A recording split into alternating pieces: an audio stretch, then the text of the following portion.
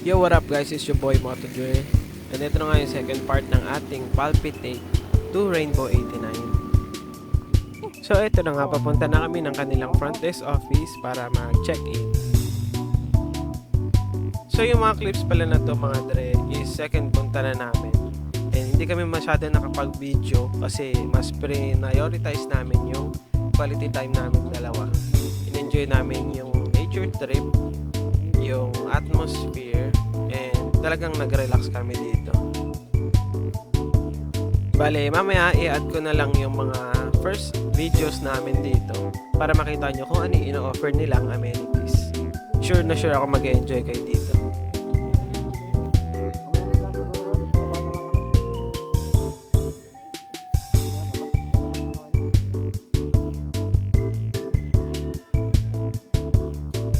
So ayan mga dre, may isusuot kang ganyan sa wrist mo para may pagkakakilanlan na talagang naka-check-in ka sa campsite. Fast forward mga dre, and nakakit na nga pala kami papunta sa pwesto kung saan kami mag-pitch ng tent. And mga dre, as you can see, marami rin talagang campers. Hindi lang ito yung part, meron pang malapit dun sa grotto sa likod. And marami din daw campers nung pumunta kami. Ito pala yung na-recommend ni Kuya sa amin na spot. Since hindi pa siya crowded, pinili na rin namin dito.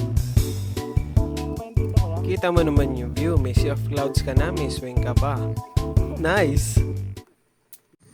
Hindi. Oo. Oh my God. What the hell? Hindi nga. Hindi ko alam pero naka-video kanina no? Ay! Dugi! Lugi.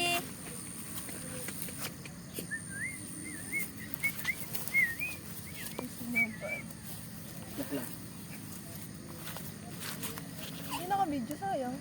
Hindi ko alam Check mo na lang.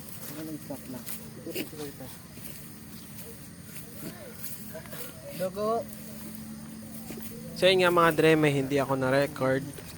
And lumalalim na rin ang gabi. And nakasettle na kami. Kaya pahinga na muna kami.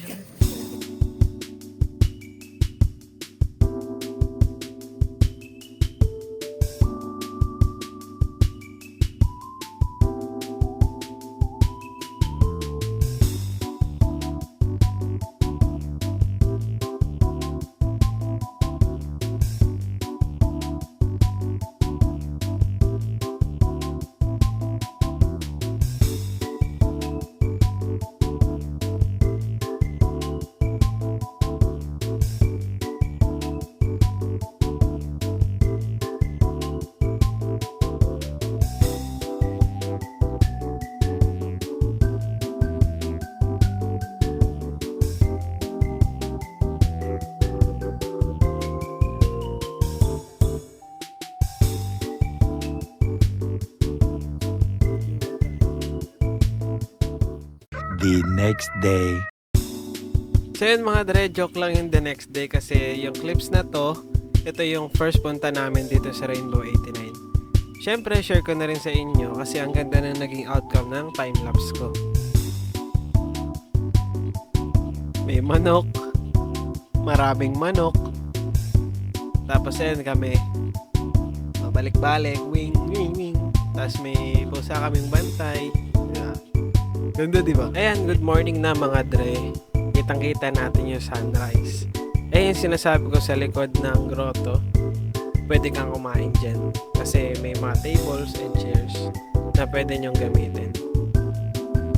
After nga namin magmuni-muni mga dre, isa-isa na namin puntahan yung kanilang mga amenities. Ito yung sa likod, kung saan kami nakapwesto. Ito naman yung malapit sa may swing kung saan kami nakapwesto noong second punta namin. Ayan, may bird's nest. Pwede kayo mag-picture dyan. Ayan mga dre, tinry namin yung swing. Pasensya na kung paala yung kuha. Ito naman kami. Ayan, para hindi na paa. Mukhang paa na lang. Uy.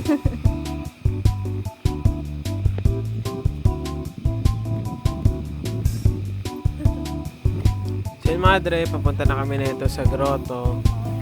Binidyo ko lang kasi ang ganda I walk ng to ano, remember. view. Ayan. May mga tent pa na available. Tapos packet na kami nito.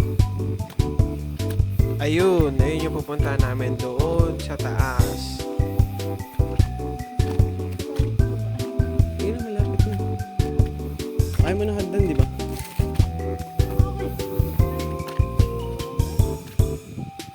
Ayun, bilis natin.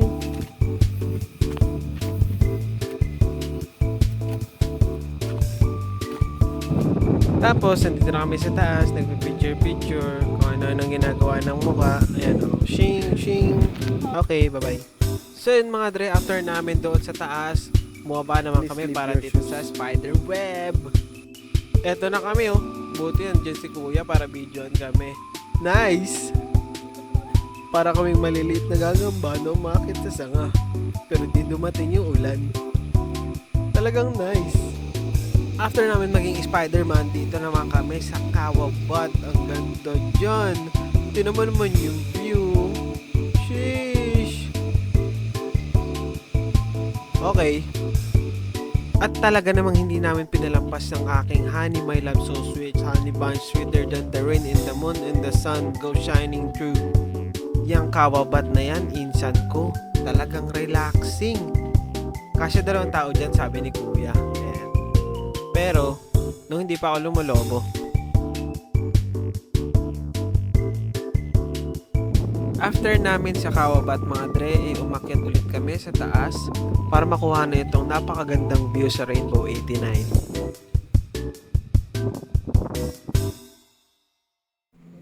So yun mga dre, pauwi na kami and marami pa ata kami dapat puntahan pero hindi na namin nadaanan.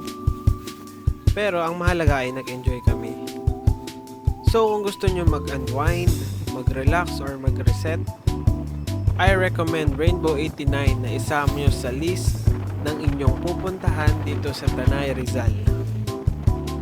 Yun lang mga dre, salamat sa panonood. Peace out!